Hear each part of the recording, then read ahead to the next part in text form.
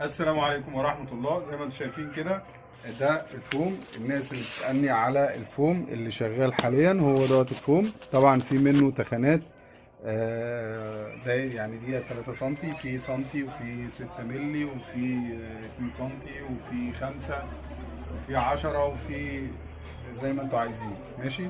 وفي ناس بتعمله قاعدة عربي. ماشي.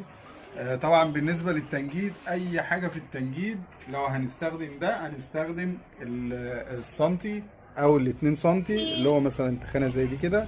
دي هنحطها اللي هي الفرشة اللي تحت الشلتة، اللي تحت الشلتة. ماشي. دي اللي ممكن نستعملها. اما انا اي حاجة تانية لا، ما ينفعش طبعا. ده ما ينفعش في التنجيد خالص. طبعا اللي بيحط دوت في التنجيد بيوفر. ماشي.